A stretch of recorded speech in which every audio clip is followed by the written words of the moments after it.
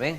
Hoy vamos a Amén. considerar a Ezequías, Ajá. el rey de Judá, Amante amante de de la la oración. oración. Amante de la oración. ¿Qué querrá decir eso? Te dice, hermano, ¿no sabrá usted español? Ser amante de la oración. Pues yo conozco personas quienes son maestros de español y les gusta mucho la oración. Ahí se pasan hablando del sujeto y el predicado, entonces sujeto, compuesto y las oraciones compuestas, complejas, simples. No es ese tipo de oración. ¿Qué es la oración? ¿Cómo sería la explicación más simple de oración? Ámbar levantó la mano rapidito por ahí. Nuestra, nuestra comunicación directa con el Señor. Amén. Y el otro día mi suegra Úrsula decía algo que con lo cual yo estoy muy de acuerdo y yo también lo digo, que la oración no necesariamente requiere palabras. Hay instancias en las cuales nosotros estamos en silencio, pero podemos estar orando, ¿verdad? Ámbar dijo algo de nuestra ¿qué? Comunicación con Dios. Y hay comunicación verbal y no verbal. Pero cuando se trata de una comunicación con un ente que es omnisciente, que lo sabe todo, pues entonces la comunicación verbal, con palabras por supuesto, ¿verdad? La comunicación no verbal, que es corporal, aparte de eso, pues hay comunicación que trasciende todo eso, que no necesariamente la podemos tener entre los seres humanos. Las personas dicen que son cítricas, ¿verdad? Cítricas. Ah, psíquicas. Hay personas quienes son psíquicas, que dicen que le pueden leer los pensamientos a las personas. Están despiertos. Hay, hay quienes pueden leerle los pensamientos a los demás. Hay gente que dice, ¿verdad? Yo no sé si eso será cierto, pero dicen que esa gente son, ¿cómo es?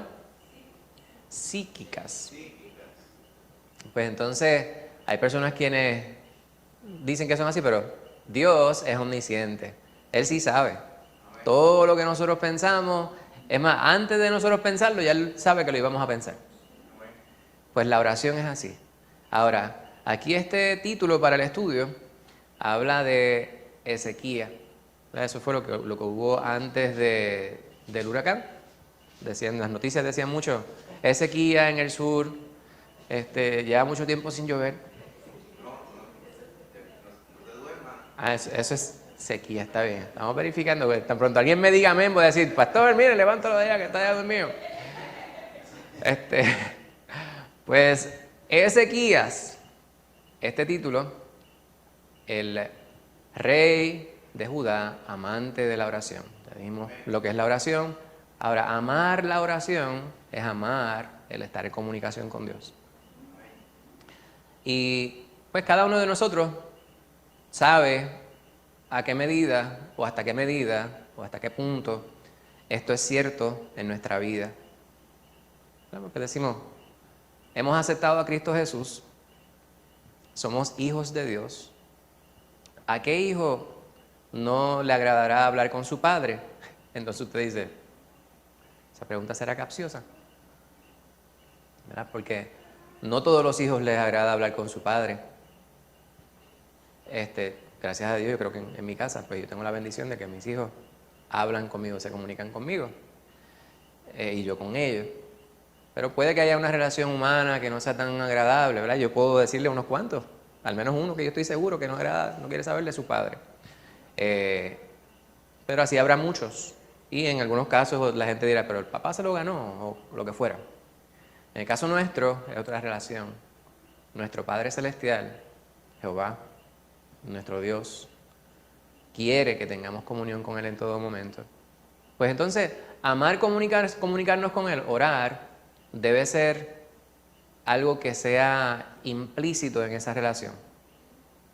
Debe ser parte de esa relación. Sin embargo, yo creo que nuestro estado anémico a veces provoca, nuestro estado anímico a veces afecta cuánto nosotros queremos hablar con Dios. ¿Verdad? A veces sí estamos en un estado anémico que no nos huelen ni las azucenas. Ahí sí es anémico, ¿verdad? Pues nuestro estado anímico a veces varía. estamos de buenas unos días, no estamos tan de buenas. En muchas ocasiones hemos dicho aquí, ¿verdad? Nuestra naturaleza no nos pide orar. No es algo que viene necesariamente natural. Congregarnos, esto no es algo que es común, obviamente. ¿Verdad? Qué bueno que estamos aquí y qué bueno que usted dice en su casa, dice, me tengo que preparar porque voy para estar con los hermanos, así debe ser. Yo me alegré con los que me decían, a la casa de Jehová iremos, porque vamos a estar hablando de la sequía. De la sequía espiritual que estaba sufriendo el pueblo y que luego empezaron a celebrar la Pascua y sintieron tanto regocijo, o sea, tanto gozo, quédense despiertos, tanto gozo que extendieron la celebración, ese tipo de gozo. Pero eso no es algo que es natural en nuestra humanidad, como el hacer ejercicio, ¿verdad? Yo les he dicho, hay veces que son las 5 de la mañana y yo estoy así, y de momento Lisa se despierta y me dice, ¿qué te pasa? Y yo le digo, es que tengo unas ganas de hacer ejercicio. Y ella me dice, ¿y qué vas a hacer? Y yo, me voy a quedar aquí hasta que se me pase. Y por lo general lo logro.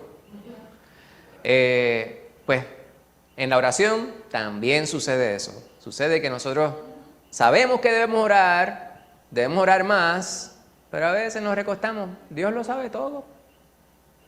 Pues dejamos que Él, ¿verdad? Como que nos escudriñe los pensamientos. Que Él pase el trabajo. Que para Él no es trabajo. Pero si el Señor nos pide en su palabra que nosotros oremos, que hablemos con Él, es más para nuestra bendición que para Él.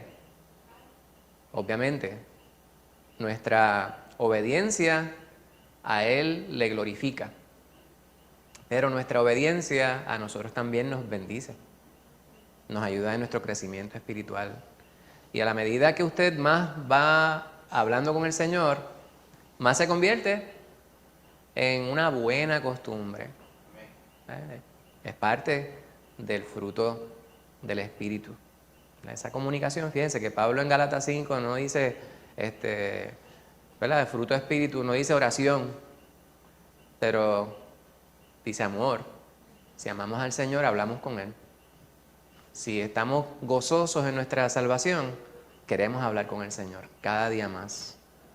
Si procuramos la paz y estamos en paz, pues eso también nos lleva a hablar con el Señor. Estoy seguro que si usted considera todos los elementos del fruto del Espíritu que Pablo menciona en Gálatas 5, y usted los evalúa a la luz de nuestra responsabilidad de orar, vemos que están todos relacionados. Amén.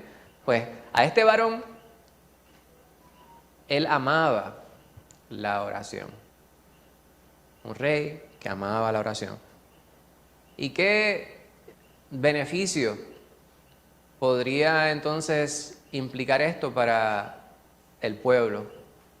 ¿Cómo ustedes ven que el que él amara la oración podía ser de bendición? Obviamente, ustedes ya leyeron los capítulos, pero si no los hubiesen leído, y usted dice, este es un rey, es un pastor, ¿verdad? Es un gobernador, es un alcalde, ¿verdad? Vamos a traerlo a nuestro tiempo. Y obviamente no vivimos en un pueblo teocrático, ¿verdad? Como era este pueblo, que era un pueblo que estaba regido, gobernado por Dios principalmente, aunque sus vidas no hablaban de ello. Pero imagínese usted que fuera el alcalde o el gobernador o el presidente, en el caso de nuestra iglesia, nuestro pastor. Si ese líder ama la oración, ¿qué bendición recibe aquellos quienes están bajo su tutela o su dirección por esto? Hermana Rosana, ninguna, ¿verdad? Pues ya está haciendo así.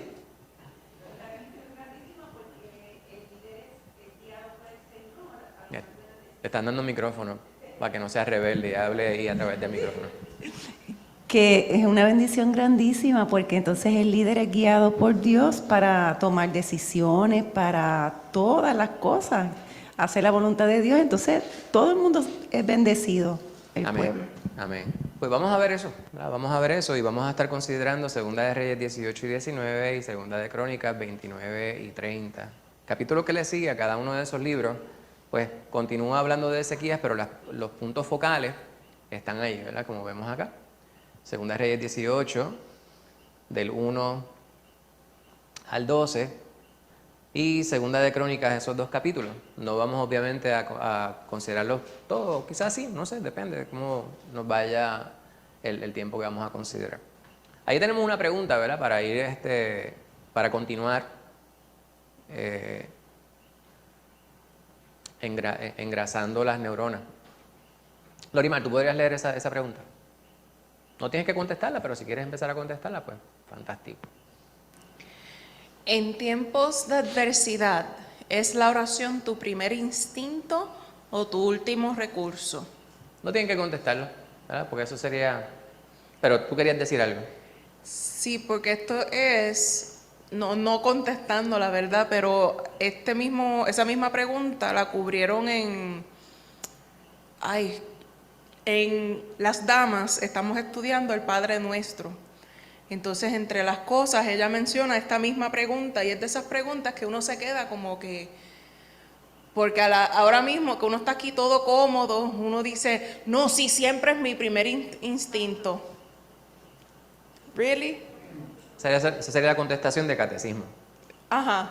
Debe de que ser. sí, yo sí, siempre, pero cuando hay ocasiones que nuestra humanidad entra y yo voy a hacer esto porque puedo, por mi fuerza, o no voy a ocupar el Señor con eso, si eso es una trivialidad, yo puedo. Realmente,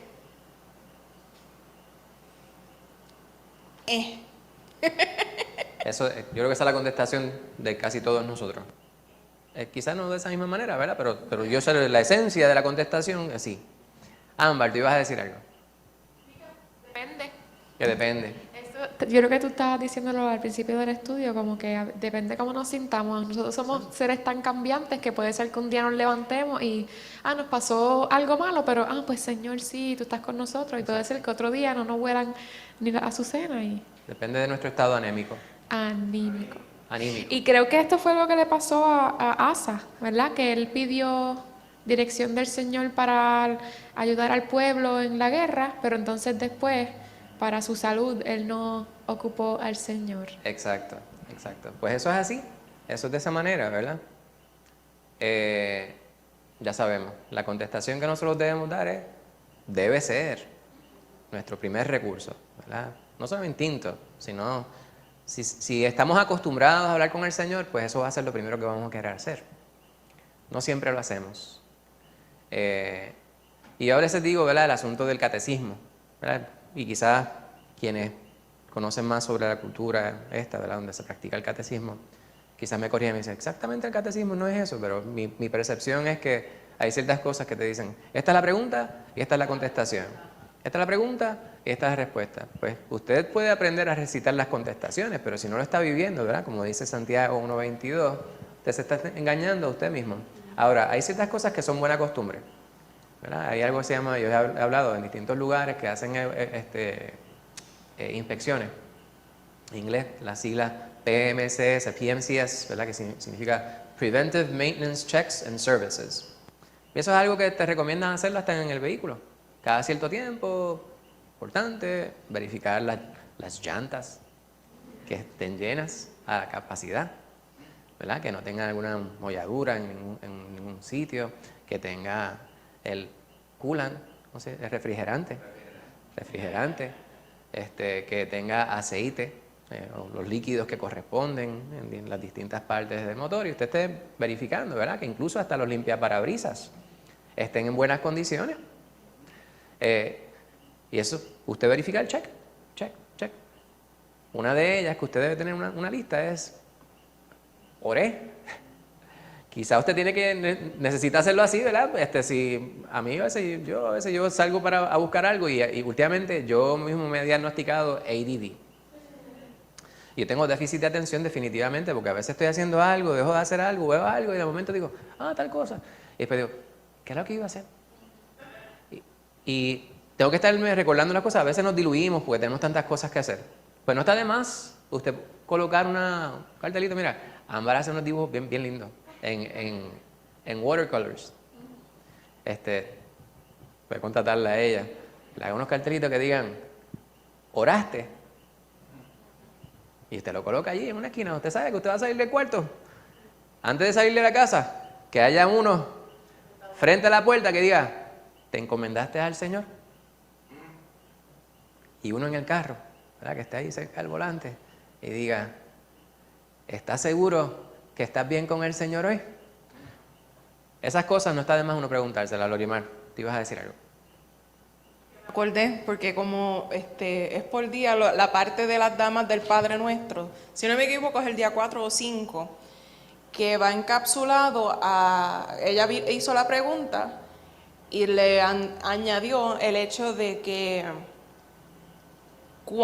humanamente hablando, cuando a ti te pasa algo, ¿a quién tú llamas? Entonces ella dio el ejemplo de no me acuerdo si era un pastor o algo. ¿Quién es ella? ¿Lorian? No, Nancy estaba de bien. Moss. No, mami, no. Me estaba bien raro yo decía. Mami lo puso, mami lo puso, mami lo compartió. Pero es Nancy de Moss de Wolgemuth, en la voz de Patricia de Saladín. Es que lo hemos escuchado varias veces y ya se queda, esa cláusula es la que se queda.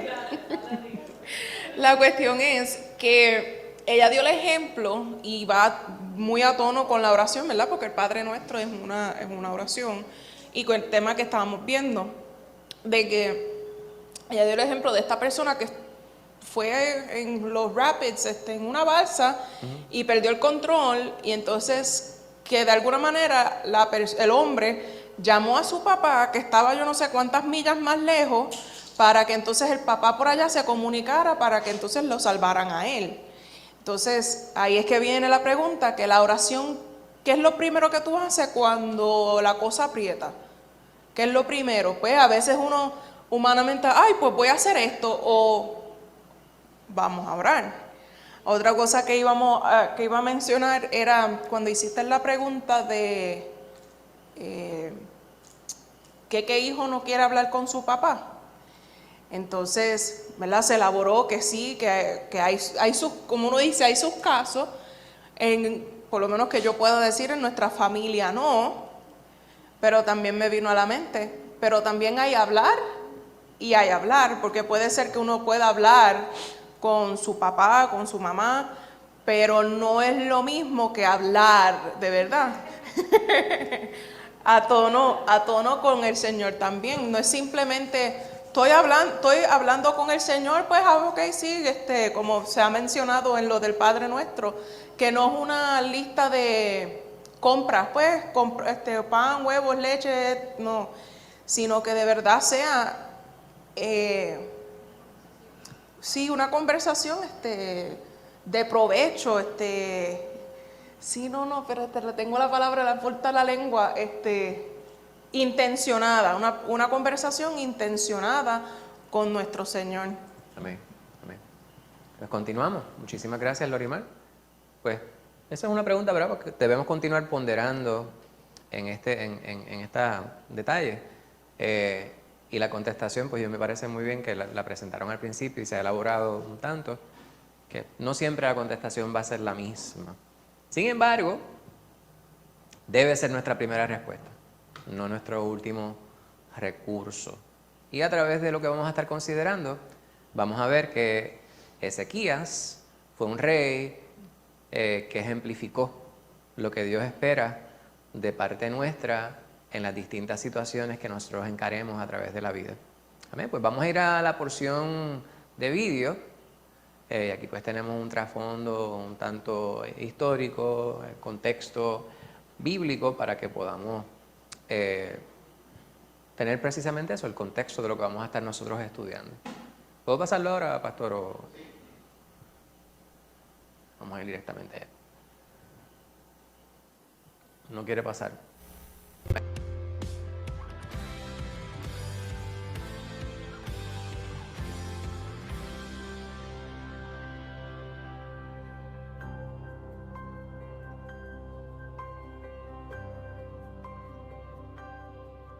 Quizá hemos oído los viejos chistes sobre una cita bíblica tomada del libro imaginario de Ezequías. Pero Ezequías verdaderamente existió.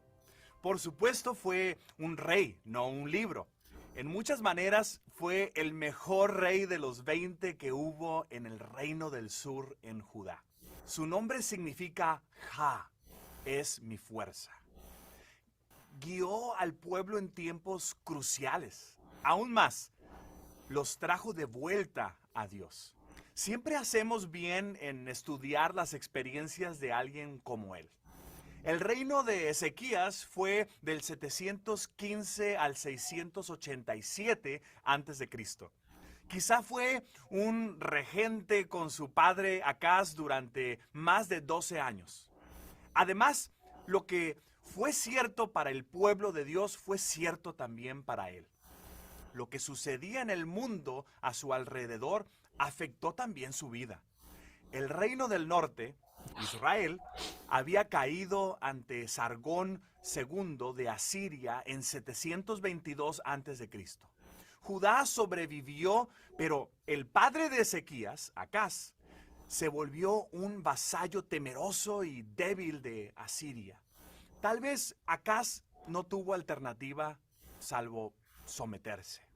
Sin embargo, el pueblo patriótico de Judá resintió el nuevo yugo. Querían recuperar su independencia, deseaban deshacerse de la carga de impuestos que afectaba su economía. El escenario estaba listo para un líder fuerte como Ezequías. Asiria fue el imperio más poderoso de esos días. Estaba lejos de Judá en kilómetros, pero no en influencia. Era una amenaza dirigida por hombres capaces como Sargón II y Sennacherib. Los vecinos más cercanos de Ezequías, más débiles que Asiria, también estaban bajo el yugo asirio. Estaban dispuestos a unir fuerzas con la esperanza de contrarrestar el poderío asirio. Además, estaban dispuestos a que una nación ubicada en el centro como Judá los guiara, sobre todo con un hombre tan capaz al frente. El ascenso de Ezequías marcó una diferencia en los asuntos de Judá. Cuando llegó al trono, revirtió las políticas de su padre en todo. Comenzó con cautela. Luego se movió con más valentía. Logró reformar la vida de la nación interna, luego externamente. Los dos tipos de reforma iban de la mano. Uno no era posible sin el otro. Judá probablemente estaba menos abierta a influencias extranjeras que Israel, y su pueblo estaba más abierto a la reforma. Los profetas de Judá amenazaron al pueblo con el mismo destino que Israel había sufrido unos cuantos años antes si no volvían al Señor. Ezequías empezó su trabajo de reformación al inicio de su reino. Logró centralizar la adoración del Señor en Jerusalén. Limpió el templo de objetos de culto idólatra, incluyendo el altar pagano que su padre había construido. Reorganizó los servicios del templo y sus funcionarios. Dirigió la Pascua, la que sobrepasó cualquier evento desde los días de Salomón. Incluso algunos peregrinos de los territorios del norte participaron. Derrumbó los santuarios locales donde se llevaban a cabo las prácticas paganas y destruyó la imagen de bronce de la serpiente que Moisés había construido. La reforma continuó aumentando hasta que se completó. En segundo libro de Crónicas 31, versículo 1, leemos que la tierra quedó limpia de idolatría. Las reformas de Ezequías también abarcaron aspectos sociales. Corrigió algunos abusos económicos. Los profetas Miqueas e Isaías probablemente lo influenciaron en esta dirección. El rey contuvo la deshonestidad en la recolección de impuestos, corrigió abusos en prácticas comerciales, estandarizó un sistema de pesos y medidas e introdujo un sistema de gremios para proteger a los artesanos de la explotación. Ezequías pudo restablecer el control temporal sobre la planicie filistea, con sus rutas comerciales que eran muy productivas. Alentó, por ejemplo, la agricultura y el comercio, colocando establos para el ganado y también bodegas para la mercancía. El resultado fue un periodo de prosperidad material general tremenda. La dominación asiria Ajá.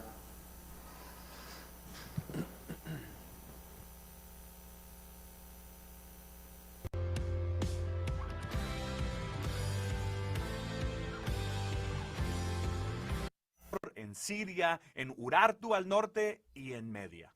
Estos desafíos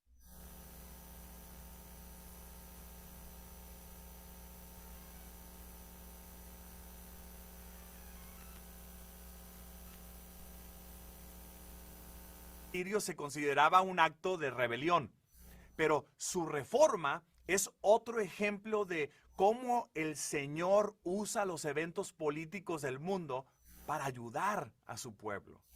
Sería un error caracterizar los esfuerzos de Ezequías como fáciles o sin un riesgo sustancial. El clima político del día, particularmente relacionado a Asiria, hizo el reinado de Ezequías increíblemente difícil con decisiones de alto riesgo. En el 722 a.C., bajo el reino de Sargón II, Asiria subyugó la nación de Samaria. Los reinos cercanos de Babilonia y Elam se rebelaron y Sargón fue derrotado temporalmente por estos rebeldes. Perdió el control de Babilonia durante una década. También tuvo problemas en Frigia, en Asia Menor, en Siria, en Urartu al norte y en Media. Estos desafíos contra Asiria alentaron a sus súbditos inquietos. Aún más, Egipto una vez más se había unificado y por lo tanto vuelto más fuerte y ayudó a tentar a los súbditos en Palestina para rebelarse contra Asiria, insinuando ayuda.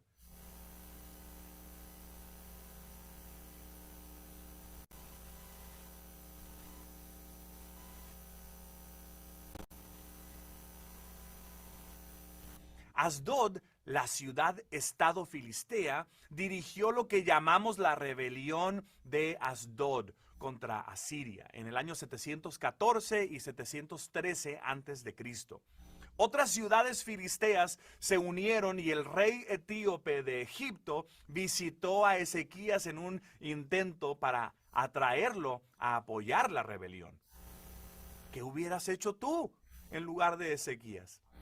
¿Confiarías en los egipcios y te unirías a ellos en lo que parecía la oportunidad ideal para derrotar a los asirios o te quedarías fuera y dejarías que las cosas pasaran? La opinión en Judá estaba dividida sobre qué curso tomar. El profeta Isaías se oponía fuertemente a la rebelión. Ilustró la insensatez de confiar en Egipto al caminar alrededor de Jerusalén descalzo y desnudo. Ezequías tomó el consejo de Isaías y permaneció neutral. Y en el año 711 a.C., Sargón aplastó la revuelta. Reorganizó Filistea como una provincia asiria. Y tal como predijo Isaías, Egipto dejó varados a sus amigos. Solo la neutral Judá escapó de peligro. Sin embargo, la idea de una revuelta e independencia política se plantó en el corazón de Ezequías. 6 años más tarde, en 705 a.C., Sargón fue asesinado durante una de sus remotas expediciones militares. La batalla fue una seria derrota para Asiria. Este momento de inestabilidad desencadenó otra reacción de rebelión, comenzando nuevamente con Babilonia y Elam. En este tiempo, Ezequías enfermó gravemente. El rey de Babilonia mandó delegados, al parecer, para preguntar por su salud, pero también para convencerlo de unirse a la rebelión. Otra vez Egipto se unió en el clamor de una revuelta, así como toda Siria y Palestina, incluyendo Tiro. Se formó una coalición occidental de tamaño considerable. Nuevamente, Isaías advirtió a Ezequías contra una acción desesperada, pero esta vez el rey ignoró su advertencia. Ezequías envió representantes a Egipto para negociar un tratado y Judá se unió a la revuelta. El nuevo rey de Asiria, Sennacherib, no dio una buena primera impresión. Parecía ser un líder menos capaz que su padre. Ezequías rechazó formalmente tributarlo y empezó a preparar sus defensas. Extendió los muros de la ciudad y reforzó sus fortificaciones. También aseguró el suministro de agua al hacer que sus hombres cavaran un túnel de medio kilómetro de largo a través de roca sólida, desde Gihón, fuera de los muros, al estanque de Siloé, dentro de los muros. Los trabajadores comenzaron en ambos extremos, cavaron bajo la ciudad y se unieron en el medio. Fue una increíble hazaña de ingeniería. Cuando el muy bien defendido Ezequías se unió a los revolucionarios, salió con todo. Atacó con éxito al rey filisteo de Ecrón. Padi, rey de la ciudad-estado de Ecrón, fue el único líder filisteo que se mantuvo fuera de la revuelta. Ezequías lo tomó prisionero y se apropió de su territorio. Las cosas lucían muy bien, pero las circunstancias rápidamente cambiaron. Cuando Sennacherib restauró el orden en Mesopotamia en el año 703 a.C. y dirigió su atención al occidente. Aplastó a Tiro en su marcha por Fenicia y hacia Filistea y Judá. Derrotó un gran ejército egipcio en Ecrón. Después, las ciudades de Judá cayeron una tras otra y los rebeldes fueron ejecutados o deportados. El ejército asirio se trasladó con rapidez por la ruta descrita en Isaías 10, 28 al 31, y pronto se encontró al norte de Jerusalén. Los propios registros de Sennacherib dicen que capturó 46 de las ciudades fortificadas de Ezequías, muchas otras que eran pequeñas y 200,000 personas. En el año 701 a.C., en el año 14 de Ezequías como rey, Jerusalén quedó fuera del alcance de ayuda externa. El mismo Sennacherib dijo que Ezequías estaba encerrado en su ciudad real como un ave en una jaula. Ezequías lamentó su situación. Envió mensajeros a Sennacherib con la oferta de rendirse y pagar el tributo que le impusiera. El futuro lucía sombrío, pero nuevos problemas surgieron en su hogar en Asiria y Sennacherib tuvo que dejar Palestina. Un nuevo levantamiento ocurrió en Babilonia, uno potencialmente más preocupante que sus dificultades en Judá. Un rey egipcio llamado Taargo, el último faraón de la dinastía cusita de Egipto, reunió un pequeño grupo de nobleza egipcia y los unió con un contingente efectivo de soldados sudaneses. Aún así, Sennacherib los derrotó y más tarde regresó para terminar su conquista de Judá. Esta vez Ezequías decidió morir peleando. Y esta vez Isaías estaba a su lado para darle aliento. Una vez más, Dios detuvo su juicio de total destrucción. Los asirios se retiraron sin sitiar Jerusalén. Sus tropas fueron decimadas por un ángel del Señor durante la noche. La descripción bíblica ha llevado a algunos estudiosos a pensar que Dios usó un tipo de epidemia como la peste bubónica que era contagiada por ratones y ratas para traer destrucción. Poco después, Sennacherib fue asesinado por uno de sus hijos. Y Ezequías murió en el siguiente año. Su hijo dejó la rebelión e hizo la paz. En cuanto a Judá, el territorio se empequeñeció y sus aliados fueron destruidos. Jerusalén no era sino una ciudad-estado y Asiria tenía el control. Ezequías, como muchos otros grandes líderes, no fue perfecto, pero fue capaz, vigoroso y piadoso. La Biblia le da buena calificación e incluso lo compara con David. Es uno de los únicos 2 reyes de Judá que recibe una aprobación sin reservas de los autores bíblicos. Hay muchas razones para esto, pero una sobresale. Lo que no lograron hacer sus conspiraciones y persuasiones, lo hizo la oración. ¿Lo escuchaste bien? La oración. Asiria se retiró y Sennacherib murió por medio de la acción divina en respuesta a la oración de Ezequías. Esto nos recuerda que el Señor pelea nuestras batallas y desea que lo busquemos en tiempos difíciles. No podemos solos, pero el Señor Jesús ya ha ganado la batalla. Ezequías nos enseña lo que hace la oración, cosas que no pueden lograr el pánico, la conspiración ni la persuasión.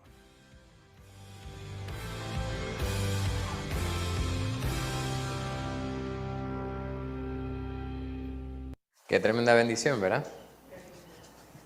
Fíjense que mucha información histórica, didáctica, recibimos en estos libros que estamos nosotros considerando y obviamente la información está allí y me parece que ha sido bien detallada en este material. La bendición de poder tener ese vídeo donde condensa tanta información en tan poco espacio.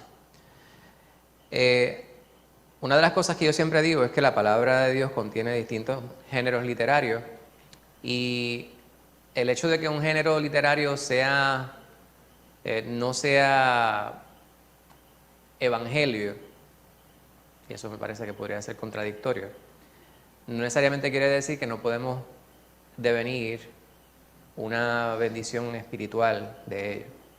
Tenemos aquí ante nosotros al menos 4 capítulos de material histórico y hemos visto ahí todo lo que se detalla, ¿verdad? Los asuntos, cómo sucedieron, cómo se dieron, etcétera. No vamos a ir sobre cada uno de ellos de nuevo. Lo que queremos ahora es enfatizar en 3 puntos cómo es que la oración en la vida de Ezequías es un buen ejemplo a seguir.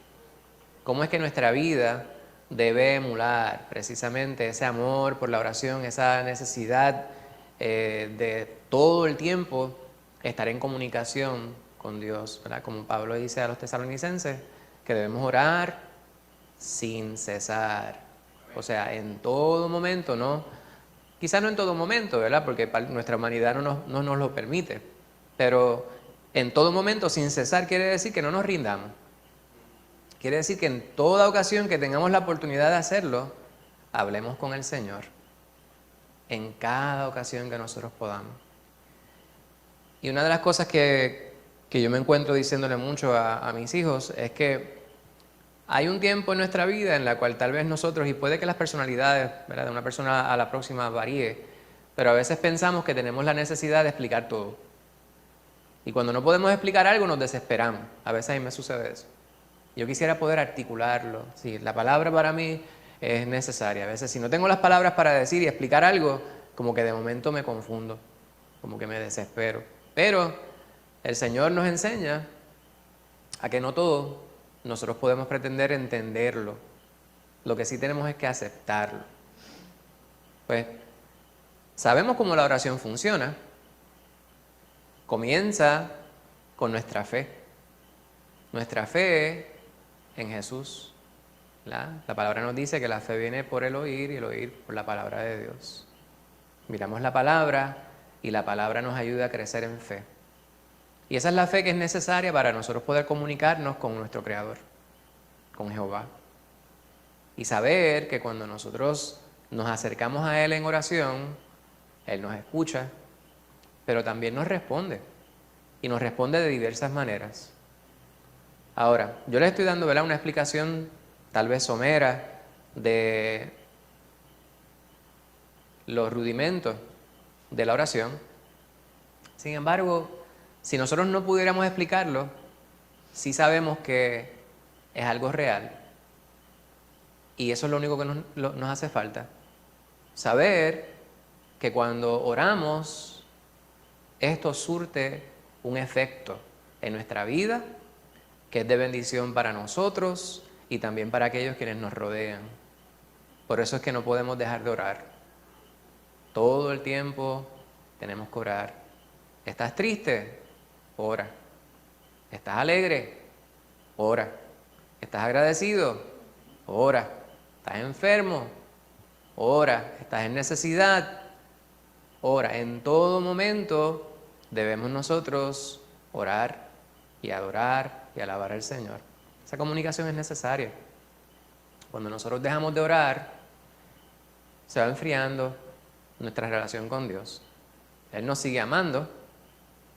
Ay, como decimos en broma en muchas ocasiones, citando a alguien de otro lugar, ¿verdad? El cristiano que no ora, el diablo se lo devora. El cristiano que no ayuna, el diablo se lo desayuna. Es necesario nosotros tener una costumbre de dedicar tiempo específico, y hemos hablado sobre lo que es el ayuno, ¿verdad? El ayuno y la adoración van de la mano. El ayuno no es dejar de comer. El ayuno es usted reservar un espacio específico para no hacer otra cosa que no sea estar consciente de un tiempo devocional, en comunicación, en devoción con Dios. Y aprovechar ese espacio. No permitir que nada se interponga, ¿verdad?, entre su comunicación con el Señor. Y a veces decimos, es que no tengo tiempo. Las películas hoy en día no bajan de 2 horas. Y a veces usted está viendo una película y entra una llamada y usted no la coge porque dice, yo llamo ahorita, voy a terminar de ver la película. Vamos a dar una rebajita. La película duró 1 hora y media, pues 1 hora y media costó usted. Y no podemos hacer eso para el Señor. No tiene que ayunar 40 días y 40 noches. Empiece con pasos pequeños. Algunos de ustedes estoy seguro que lo hacen. Pero si no lo estamos haciendo, hagamos la costumbre. Y hagamos ese compromiso con el Señor. Señor, yo sé cómo yo soy, pero yo quiero ahora, todos los martes a tal hora, mi compromiso es contigo. Bueno, obviamente el martes aquí para congregarnos a estudiar, pero el tiempo suyo, individual. Por eso me parece que, ¿verdad?, es algo que debemos nosotros cultivar. Vamos a ir al primer punto focal, que es Segunda de Reyes, capítulo número 18, los primeros 8 versículos. Entonces, yo sé que Lorimar quiere leer esa porción, ¿verdad?, porque pues, estoy aquí imaginándome que yo soy psíquico. Psíquico. En el 3er año de Oseas, hijo de Ela, rey de Israel, comenzó a reinar Ezequías, hijo de Acaz, rey de Judá. Cuando comenzó a reinar era de 25 años y reinó en Jerusalén 29 años. El nombre de su mamá fue Abi, hija de Zacarías. Hizo lo recto ante los ojos de Jehová conforme a todas las cosas que había hecho David su padre. Él quitó los altares altos y quebró las imágenes y cortó los símbolos de acera e hizo pedazos la serpiente de bronce que había hecho Moisés, porque hasta entonces le quemaban incienso los hijos de Israel. Y la llamó Neustán. En Jehová Dios de Israel puso su esperanza, ni después ni antes de él hubo otro como él entre todos los reyes de Judá, porque siguió a Jehová y no se apartó de él, sino que guardó los mandamientos que Jehová prescribió a Moisés. Y Jehová estaba con él, y a donde quiera que salía, prosperaba. Él se rebeló contra el rey de Asiria y no le sirvió. Hirió también a los filisteos hasta Gaza y sus fronteras, desde las torres de las atalayas hasta la ciudad fortificada. Amén. O sea que Ezequías también era bravo. Entonces aquí dice que era más o menos para allá, para el año 1955. Claro, que dice que era el tercer año de Lela. Ah, perdón, yo leí mal. No, el tercer año de Oseas, hijo de Ela.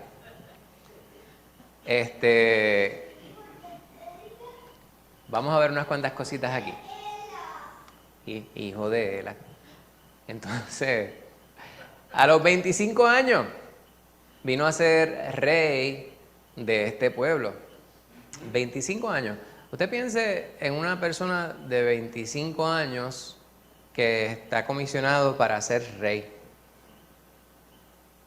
¿Qué asuntos usted ve que pudieran resultar ser problemáticos por el mero hecho de que es una persona tan joven?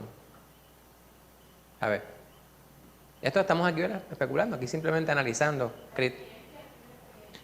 Falta de experiencia, ¿verdad? Una falta de experiencia. A los 25 años, uno básicamente está comenzando, como decimos por ahí. Aunque estamos hablando de unos tiempos distintos, sigue siendo una edad muy tierna. ¿Qué otra cosa ustedes ven pudiera ser una falta de experiencia, de madurez? Experiencia, madurez, todas esas cosas van. Seguro, falta de conocimiento. Entonces también hay algo que llaman hoy día el poder de convocatoria. Obviamente, hay lugares donde hay líderes militares, etcétera, que son muy jóvenes y tienen un tremendo poder de convocatoria. Esto se refiere a que las personas le siguen. Una persona que tiene cierta personalidad que atrae a los individuos y que las personas están dispuestos a seguirle. Esto es algo que comparten muchos líderes. Líderes que han liderado para lo bueno y muchos han liderado para lo malo, porque han tenido esa característica en su personalidad, el poder de convocatoria. Pues a veces a esa tierna edad pues es difícil uno dirigir, porque hay ciertas inseguridades que son propias. Pues sabemos que a los 25 años, luego de que murió Acaz, vino él a reinar. Ahora, él estaba, como estuvimos nosotros escuchando hace un momento, ante una situación bien difícil. Este pueblo, que ya básicamente se había enfriado respecto a las costumbres relacionadas con lo que Dios había mandado para el pueblo, habían dejado de practicar aquello que Dios le había mandado para que ellos pudieran recordar y se pudieran mantener en una relación acorde a lo que Dios demandaba de su pueblo para con él. Pues él tiene esa gran comisión de retomar y hacer que el pueblo volviera nuevamente a estar en la condición que se encontraba anteriormente. Ahora, ve que dice aquí, los sacerdotes eran corruptos en gran medida y la mayoría de los profetas abusaban de su posición para obtener fines egoístas y deshonrosos. Fíjense lo que está hablando allí. A medida que yo leía todo este material, yo decía, déjame ver si realmente este no es el periódico de hoy. Yo decía, ¿esto será el material didáctico para el estudio o esto es endy.com? Aquí hablando, ¿verdad? Tantas cosas, tantas divisiones que había, las personas aprovechándose de sus posiciones, incluyendo aquellas personas que son líderes religiosos. Personas quienes aprovechan de ciertas fachadas para poder aprovecharse de los más necesitados. ¿Verdad? Entonces, virtualmente imposible de uno no hablar de política, porque la realidad es que los sociólogos dicen todo es política y esa es la realidad, ¿verdad? Porque la política no es otra cosa que el gobierno, no es otra cosa que la lucha por el poder. Ver quién tiene poder.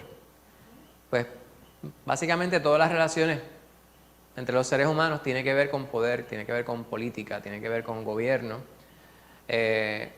Así que los ejemplos que pudiéramos dar nosotros no van a estar ausentes de algún tipo de salpicadura de política.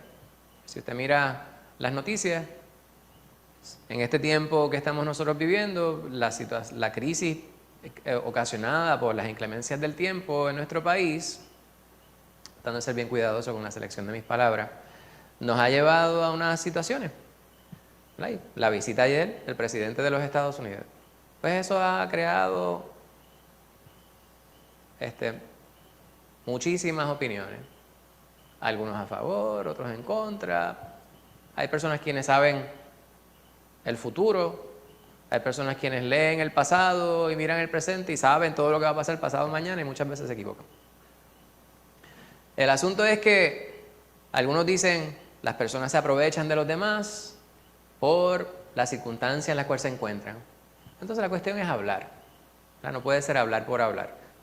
Pero hay una gran realidad, que hay quienes auguran que cualquier ayuda que llegue va a haber algunos buitres que van a estar pendientes a ver qué está mal puesto para apoderarse de ello. Yo quiero administrarlo porque yo quiero ayudar a los más necesitados. Entonces nosotros aceptamos esas palabras o las recibimos con cierta suspicacia porque estamos influenciados, prejuiciados por las experiencias del pasado. ¿Verdad?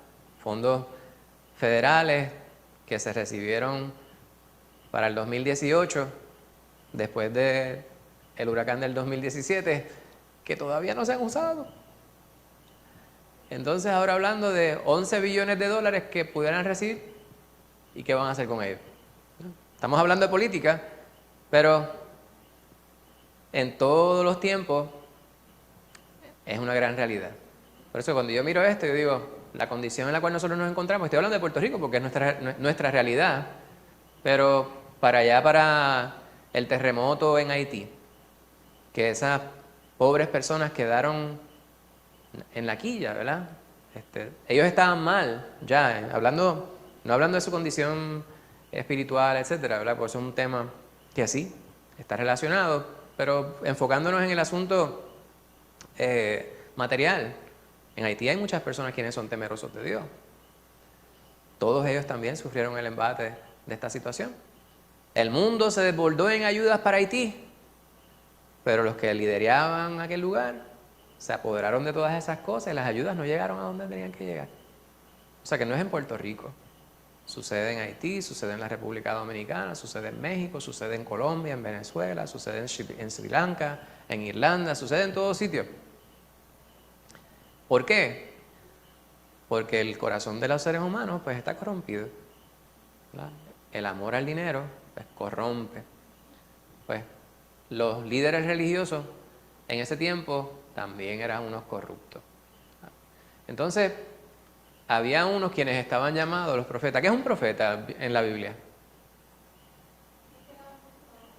Alguien que Dios les utilizaba como instrumento para llevar su mensaje a las personas. Fíjense el análisis que está aquí. Los verdaderos profetas, fieles a su deber, eran enemigos públicos, mientras que sus rivales eran considerados patriotas.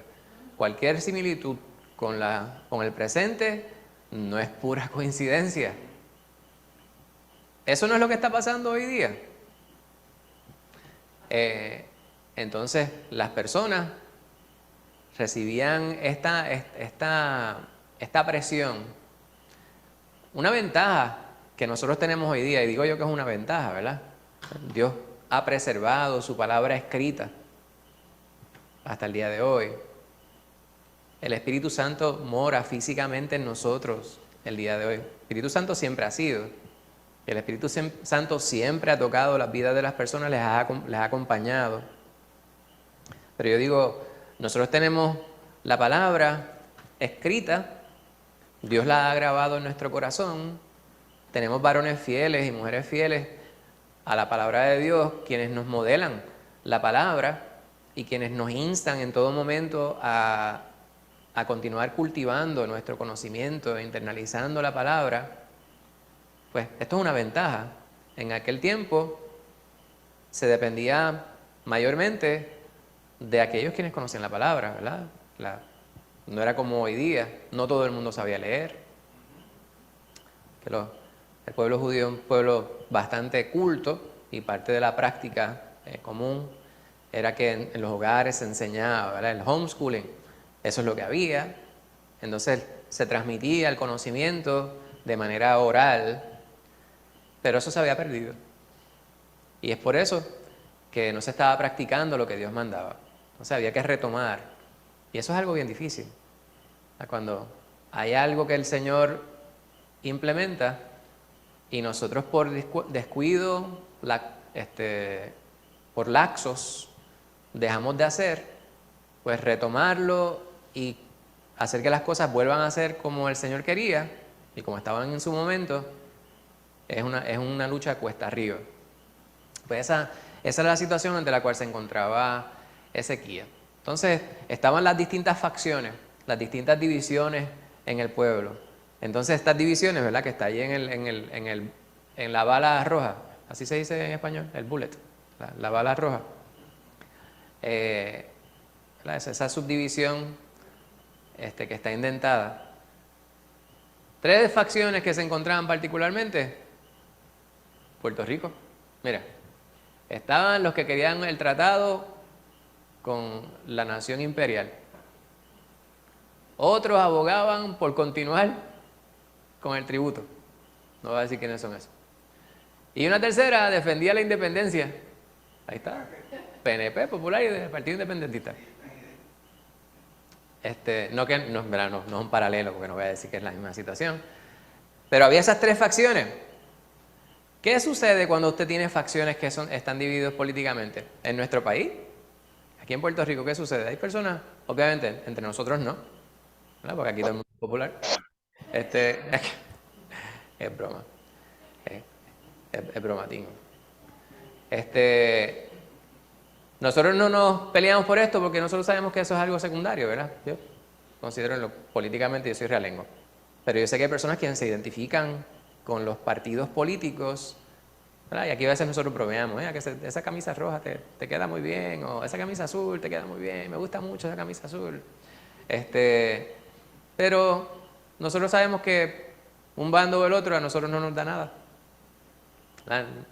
Nosotros no somos ciudadanos de esta tierra.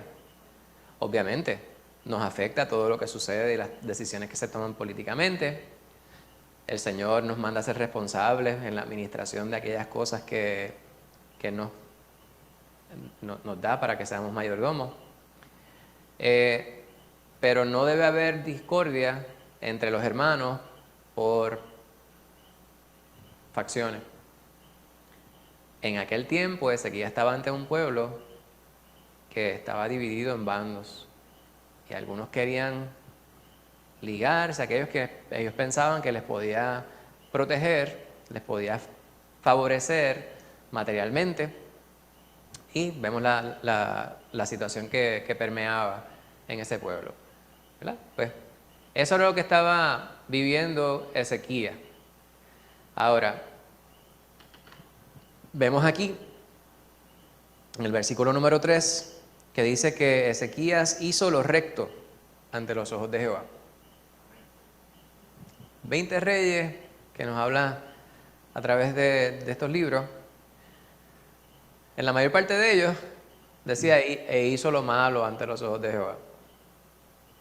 Este en particular, de inmediato, hizo lo recto ante los ojos de Jehová. Y yo creo que más allá de nosotros saber que Ezequías fue un rey que hizo lo bueno ante los ojos de Jehová, lo recto ante los ojos de Jehová, es el sentimiento que le invade cuando usted lee eso respecto a Ezequías. Yo no pretendo ser psíquico, ¿verdad? Yo no pretendo saber lo que usted está pensando, pero a mí me agradaría pensar que cuando usted leyó eso, usted le haya pasado por la mente, ay, qué bueno si Dios dijera eso de mí. Yo quisiera que Dios me mirara así y yo poder cumplir con eso. Que Dios me mire y que Dios se sienta complacido porque diga, mi hijo James hace lo recto ante mis ojos. ¿Verdad? Qué hermoso uno saber que uno está en paz. Esa es la verdadera paz. Saber que uno está bien con Dios. El mundo se puede estar desmoronando, pero si usted sabe que usted está bien con Dios, todo está bien. Lo más importante, está bien. No dejan de preocuparnos ciertas cosas, ¿verdad? Las enfermedades, las distintas preocupaciones de la vida, pero cuando lo más importante está como debe estar, O sea, me refiero a su relación con Dios. Cuando usted está en paz con Dios, pues todos los demás caen en su sitio. Uno no se quiere morir, pero usted dice, me muero en paz, porque sé que estoy bien con Dios. El domingo estábamos en el devocional, ¿verdad? Una de las canciones que escogió Josué, Lorimar, lo mismo. Lorimar terminaba, estoy bien con mi Dios. Entonces yo escuché a una visita que estaba en la parte de atrás, no voy a decir quién era la visita, ¿verdad? Pero estaba sentada en la parte de atrás, que le comentaba a su esposo, y decía, pues no entiendo por qué dice, estoy bien con mi Dios. Con mi Dios, ¿verdad? Y yo puedo entender, ¿verdad? Porque a veces nos ponemos a mirar la letra y pudiera alguien que no entiende bien pensar que se está hablando sobre distintos dioses. Y obviamente es una forma de expresar, y obviamente él le explicaba, él le decía, sí, es que la métrica de la canción requiere que se utilice ciertas sílabas, etc. Pero cuando nosotros utilizamos ese adjetivo posesivo, ¿verdad? Mi, nosotros nos empoderamos, nos apoderamos, debo decir. No la empoderación, eso es otra cosa. Nos apoderamos hacemos. Hubo una ocasión en la cual yo me encontraba en mi trabajo, estaba Ivonne todavía estudiando en la universidad, y alguien hizo a una persona en una oficina, estaba Ivonne conmigo, entonces alguien hizo un gesto, hizo un comentario sobre mí, ¿verdad? Un buen comentario, no recuerdo lo que era, ¿verdad? Pero era como un halago. Entonces Ivonne, que tendría como 18 años quizá para ese tiempo, 19 años, me sujetó del brazo y se apretó de mí y dijo, pero él es mío, él es mi papá. Entonces allá se rieron muchísimo, que dijeron, mira cómo te cuidan. Pues mi Dios, esa expresión, nosotros no, Dios es nuestro, ¿verdad?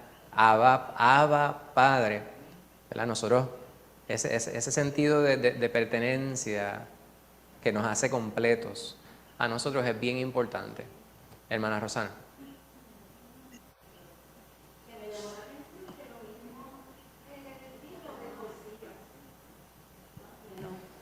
Que estudiamos la vez pasada que Josías no había habido uno antes ni después de él que amara al Señor con todo su alma, su corazón y su mente. Entonces de Ezequías también dice más o menos lo mismo.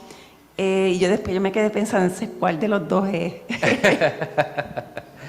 Pues, sí, muchas personas dicen, ¿verdad?, que tiene que ver, obviamente, quienes graban la vida de cada uno de los reyes, pues parte de la responsabilidad es ir narrando las vidas de ellos, y se está observando, y es una característica propia, ¿verdad? No es que necesariamente se está haciendo una comparación, aunque lo es, parece contradictorio, pero simplemente está estableciendo esta expresión como un atributo positivo superior de la vida de aquel sobre quien se está hablando.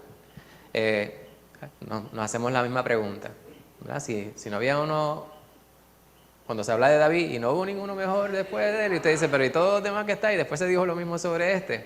Lo importante es que ese calificativo, ¿verdad? Es como decir, pues, recibió calificación de A+. Sí, podría parecer problemático si nos pusiéramos a ver el sentido desde el punto de vista semántico solamente. Pues vemos que esto es bien importante, ¿verdad? Que este varón hizo lo correcto y él quiso comenzar con aquellas cosas que el Señor había mandado y que realmente demostraban la relación del pueblo para con Él. El lugar santo, ¿verdad? El lugar donde se realiza los servicios, ¿verdad? Los holocaustos, donde se acercaban a Dios. Destruir aquellas cosas que interrumpían esa conexión con Dios. Algo interesante, ¿verdad?, es cuando nosotros vamos a la porción que dice que hizo pedazos a la serpiente de bronce que había hecho Moisés. Pero entonces explica por qué. Porque esa serpiente estaba allí, era un artefacto histórico ¿verdad? Que les hablaba sobre un momento en el cual Dios estuvo con ellos. Dios siempre estaba con ellos, pero un momento bien importante dentro de la vida de estas personas. Dios proveyó esa imagen por la razón que Dios decidió que fuera. Dios pudo haberlo hecho de cualquier forma, pero le dijo a Moisés que lo hiciera. Sin embargo, empezaron a adorarle, ¿verdad? Porque hasta entonces le quemaban incienso los hijos de Israel y la llamó Neustán, o sea, cosa de bronce. Y usted se pregunta, ¿eso podrá suceder hoy día también? Pues seguro está sucediendo. Hay personas quienes comienzan con algo que dicen, las personas necesitan tener algo físico para poder pensar, ¿verdad? No es que lo adoran, es que lo veneran. Semántica. El ser humano es así. Hay ciertas cosas que llega el momento, el punto, de que vienen a ser talismanes, ¿verdad? Amuletos. Tenemos que tener mucho cuidado con eso. La Biblia es la Biblia, contiene la palabra de Dios, pero por yo pegármela en la frente, no va a surtir un efecto distinto al que pudiera surtir pegarme el libro del Don Quijote a la frente. Ahora, yo internalizar las palabras de aquí versus las del Quijote, pues ahí sí que va a haber una diferencia grandísima. Pues vemos aquí, en esa primera porción, de quién es que nosotros estamos hablando. ¿Qué evidencia existe de que la injusticia va en aumento? Esa pregunta está bien difícil, ¿verdad? Yo estoy seguro que no me van a poder dar ningún ejemplo. En la actualidad, ¿hay evidencia de que la injusticia va en aumento? La contestación es, si dijeron por ahí, claro. El pecado está rampante. ¿Y qué es la justicia? ¿Qué es la justicia? No, de justicia. Voy a estar en un departamento de justicia.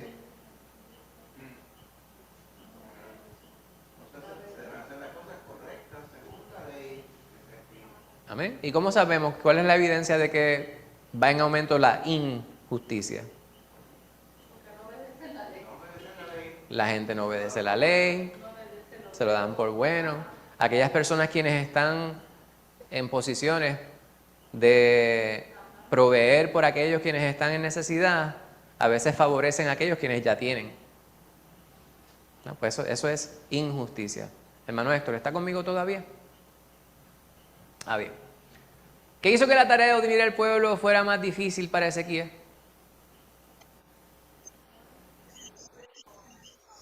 ¿What? Ah, no estás diciendo nada.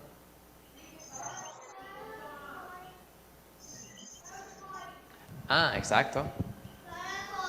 Muy bien. Todo lo que es el breaking point, que todo lo que el papá, que fue el rey anterior, había permitido que ya ocurriese, ¿verdad? Ya estaban en el punto donde de espaldas completamente, estaban, ¿cómo es? 180 grados de diferencia. Exacto. Hermana Rosana. Me acordé que decía que ellos querían servir a Jehová, pero también continuaron sirviendo a los otros dioses de los pueblos que estaban con ellos. Estaban en los dos bandos. Exacto.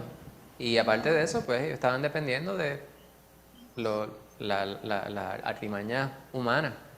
Estaban jugando la política para poder resolver las situaciones del diario. ¿Qué es lo que las personas que no temen a Dios o no tienen una relación con Dios suelen hacer? Quieren valerse por su propia fuerza, ¿verdad? Su astucia.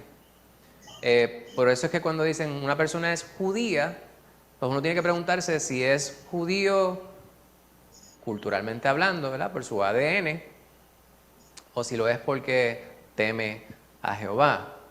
Estamos hablando, ¿verdad? Desde el punto de vista de la palabra de Dios, porque dicen judío, pues el pueblo de Dios. Sí, el pueblo que Dios escogió, pero el que es pueblo de Dios es porque obedece a Dios. ¿Y cómo pretendió Ezequías preparar el escenario para que el pueblo se volviera a Dios en sus corazones y vidas?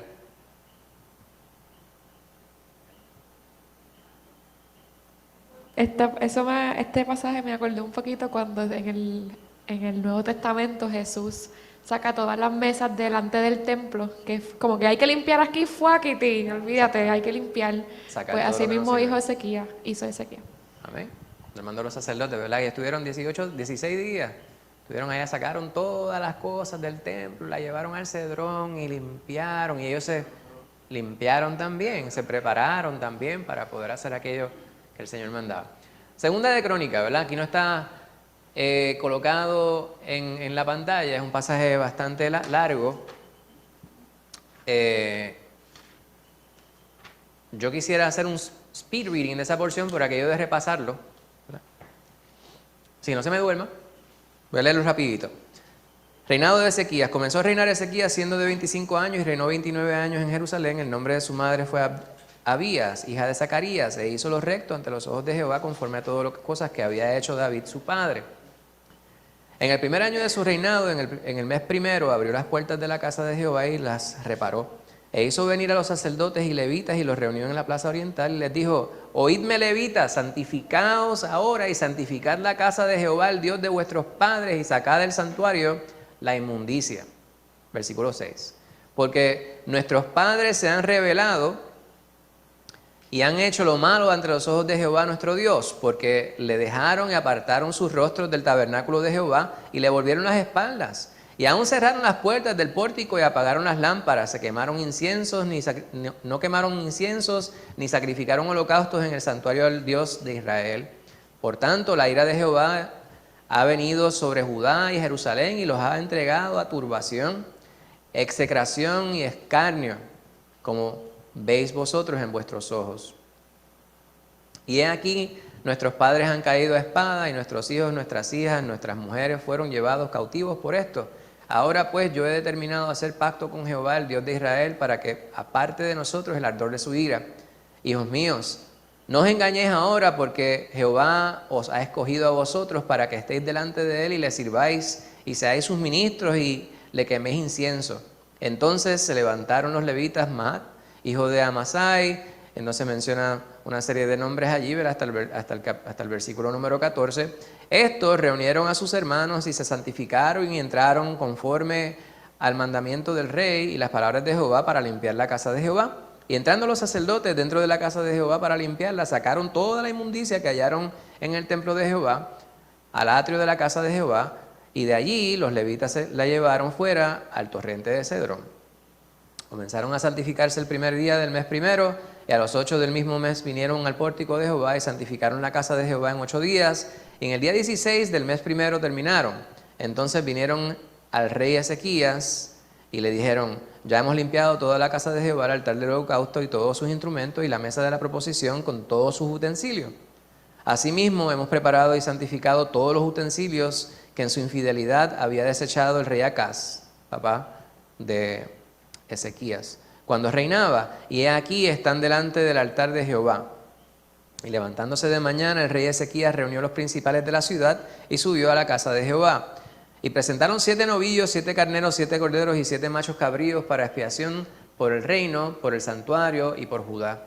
Y dijo a los sacerdotes hijos de Aarón que les ofreciese sobre el altar a Jehová. Mataron pues los novillos, y los sacerdotes recibieron la sangre y la esparcieron sobre el altar. Mataron luego los carneros, la esparcieron la sangre sobre el altar. Asimismo mataron los corderos y esparcieron la sangre sobre el altar. Después hicieron acercar delante del rey y de la multitud los machos cabríos para la expiación, y pusieron sobre ellos sus manos, y los sacerdotes los mataron, e hicieron ofrenda de expiación con la sangre de ellos sobre el altar para reconciliar a todo Israel, porque por todo Israel mandó el rey hacer el holocausto y la expiación. Pues también los levitas en casa de Jehová con címbalos, salterios y arpas, conforme al mandamiento de David, de Gad vidente, del rey y del profeta Natán, porque aquel mandamiento procedía de Jehová por medio de los profetas. Y los levitas están con los instrumentos de David, los sacerdotes con trompeta. Entonces mandó Ezequías sacrificar el holocausto en el altar, y cuando comenzó el holocausto, comenzó también el cántico de Jehová con las trompetas y los instrumentos de David, el rey de Israel. Y toda la multitud adoraba, y los cantores cantaban, y los trompeteros sonaban las trompetas. Todo esto duró hasta consumirse el holocausto. Y cuando acabaron de ofrecerse el incienso, se inclinó el rey y todos los que con él estaban y adoraron. Entonces el rey Ezequías y los príncipes dijeron a los levitas que alabasen a Jehová con las palabras de David y de Asaf vidente. Y ellos alabaron con gran alegría y se inclinaron y adoraron. Y respondiendo Ezequías dijo, vosotros os habéis consagrado ahora a Jehová. Acercaos pues y presentad sacrificio y alabanza en la casa de Jehová. Y la multitud presentó sacrificios y alabanzas. Y todos los generosos de corazón trajeron holocausto. Y fue el número del holocausto que trajo la congregación 70 bueyes, 100 carneros y 200 corderos, todo para el holocausto de Jehová. Las ofrendas fueron 600 bueyes y 3000 ovejas. Mas los sacerdotes eran pocos y no bastaban para desollar los holocaustos, y así sus hermanos los levitas les ayudaron hasta que acabaron la obra y hasta que los demás sacerdotes se santificaron, porque los levitas fueron más rectos de corazón para santificarse que los sacerdotes. Así pues, hubo abundancia de holocaustos, con grosura de las ofrendas de paz y libaciones para cada holocausto, y quedó restablecido el servicio de la casa de Jehová. Y se alegró Ezequías con todo el pueblo de que Dios hubiese preparado el pueblo, porque la cosa fue hecha rápidamente. Pues leímos bastante, ¿verdad? Ese capítulo es un tanto extenso, pero en resumen, se volvió a alinear el servicio a Dios tal cual Él demandaba de parte de su pueblo, y un efecto inmediato fue el gozo de saber que estaban haciendo lo correcto, lo recto, lo íntegro delante de Dios, y se llenaron ellos de suma alegría, ¿verdad? El gozo de poder adorar a Dios y saber que Él estaba agradándose de ellos, Él estaba siendo glorificado con sus acciones. Eso fue inmediato. Ámbar. Bien, esto es un ejemplo claro de la diligencia en las prioridades de Ezequías, porque dice que en el primer día de su reinado, él no dijo, ay, déjame acostumbrarme a mi reinado y después voy haciendo las cosas. El primer día, él abrió las puertas del templo y él las arregló. Exacto, como dicen en inglés, he did it of sopetón. De inmediato, ¿verdad? Se fue de cabeza, completo, de lleno, a hacer lo que tenía que hacer. No se puso a decir, sí lo hago, ¿verdad? De inmediato. Pues las explicaciones que están ahí, pues básicamente, me parece que no hay que explicar lo que está ahí porque todo es una narración. Pues vamos a considerar las preguntas asociadas con esta porción. Mira, ¿cómo describirías a Ezequías basado en 2 de Crónicas 29, 1 y 2? 2 de Reyes 18, 5. ¿Cuál es la descripción que se nos da de Ezequías basándonos en esos pasajes que acabamos de considerar? Tendría que decirlo a dos dioses. ¿Ven? La televisión, Versículo el 5 teléfono. del capítulo 18, lo que ustedes estaban diciendo ahorita, ¿verdad? Oye, escucha otra En Jehová cosa. Dios de Israel puso su esperanza, Cuando tú, ni después ni antes de él hubo otro como él entre todos los reyes de Judá. Si hubiera una palabra, hay una palabra que describe eso, que pudiéramos utilizar como un calificativo para describirlo, ¿verdad? Sin embargo, Decimos, no puede hablar descríbelo, pues, y escuchar adjetivo. una llamada. Obediente. Sí. Obediente. En Dios puso su esperanza. ¿Qué otra cosa? Fiel. Fiel, leal, íntegro, ¿verdad? Un hombre de fe. Pues gloria a Dios. 29.3, 2 de Crónicas 29.3. ¿Cómo demostró Ezequías su prioridad de adorar a Dios apropiadamente? Y yo creo que Ámbar lo contestó antes de yo hacer la pregunta. Fue lo primero que quiso hacer, ¿verdad? By sopetón. ¿Qué evidencia las instrucciones de Ezequías en 2 de Crónicas 22.3 respecto a su carácter?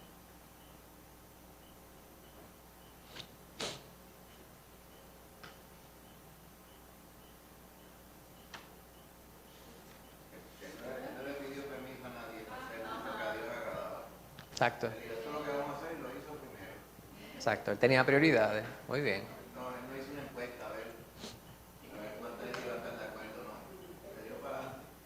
Entonces, dándole fast forward, o sea, rápido para adelante, al tiempo de hoy, al 2022. Si pudieras implementar reformas religiosas y políticas en tu comunidad, ¿por dónde empezarías?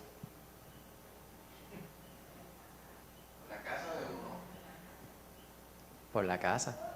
Habría que empezar por la casa. ¿Y qué cosas específicamente serían algunas reformas?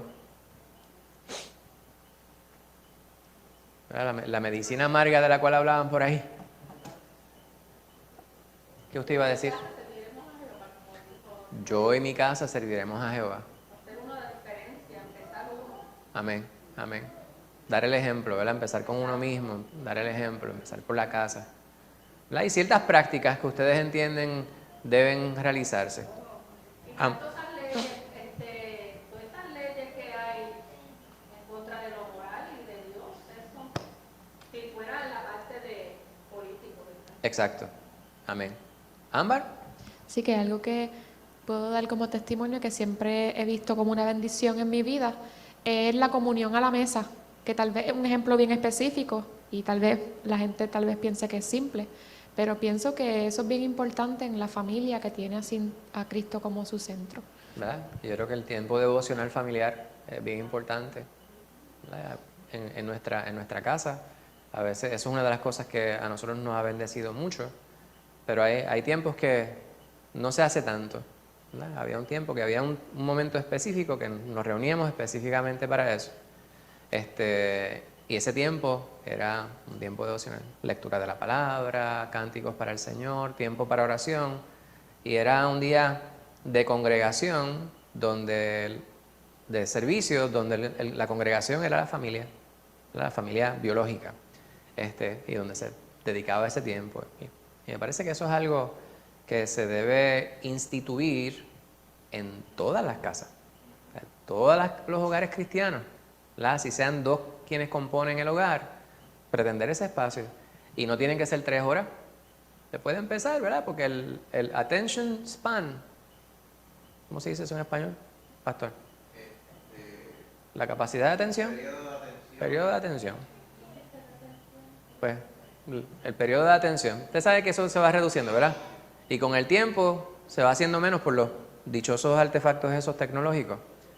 Los muchachos están delante de eso y ahora les dan 30 segundos para que vean algo y cada vez va siendo menos. Entonces llega el punto de que ya no pueden sentarse para enfocar y estar 5 minutos, y mucho menos media hora, y estar en una predicación, 1 hora. Pues eso es algo que se tiene que ir cultivando, se tiene que ir desarrollando. Y nosotros, estoy hablando de los muchachos, pero realmente estoy hablando de nosotros, ¿verdad? ¿Cuánto tiempo podemos estar nosotros realmente enfocados en el Señor, ¿verdad? En las prácticas del Señor? Pues eso vamos cultivándolo. Pues ese tiempo devocional familiar o tiempo devocional individual, podemos empezar por ahí. Tiempo devocional individual. Una vez en semana, usted dice, pues está bien. Y usted te dice, pero hermano, una vez en semana, eso debe ser todos los días. Sí, by sopetón. Debería ser así, pero no todo el mundo es así. Usted tiene que ser bien sincero, ¿verdad? ¿Me amas, Pedro? Sí, daría mi vida por ti. Embuste, Pedro. Embuste. Nosotros, tiempo devocional, 4 veces al día, todos los días. Embuste. Usted vaya, conozca sus limitaciones. Perdone que yo sea así playado, ¿verdad? Pero es que nuestra humanidad a veces nos lleva a nosotros, son un poquito exagerados. Los puertorriqueños somos así, ¿verdad? Nosotros vamos suavecito cuando es balón de los demás y somos exagerados para nosotros. Fulano tal es medio mentiroso, como a veces nos dice el pastor. Pero yo lo voy a hacer a todo lugar. Pues tenemos que ser realistas y empezamos esos cambios, ¿verdad? Esas reformas, como estábamos diciendo, en nuestra vida, en nuestro hogar, pero también en nuestra comunidad, dando el ejemplo. Amber. Uno que aplica en ese tiempo y aplica ahora también, derrumbando los ídolos. ¿Cuáles son algunos ídolos en estos tiempos? El teléfono celular. Oiga, eso es un problema, ¿verdad? La gente no puede ni siquiera caminar sin estar mirando el dichoso aparato. Yo en mi trabajo, salgo del salón y voy por el pasillo. De momento veo uno detenido y empiezo. Escucha, perdone. Versículo 9 al 12 del capítulo 18 de Segunda de Reyes. Hermana Rosana, muchas gracias.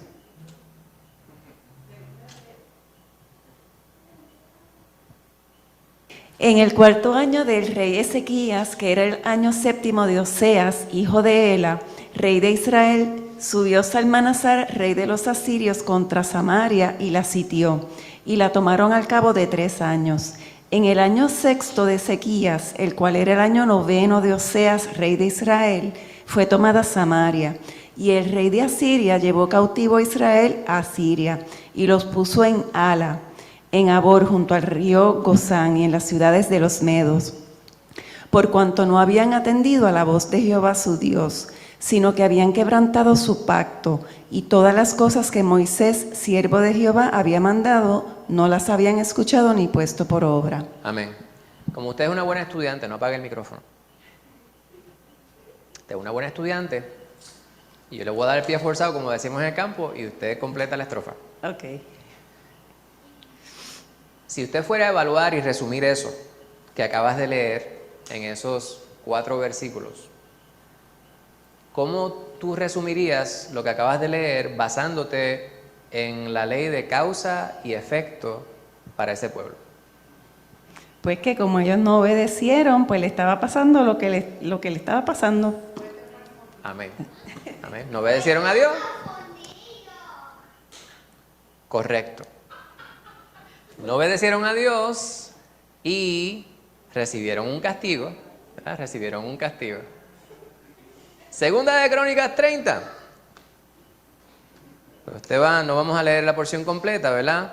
Ahí está la celebración de la Pascua. Lo que vimos en el capítulo 29 era cuando volvieron a santificar el templo y se limpiaron todos los utensilios, etc.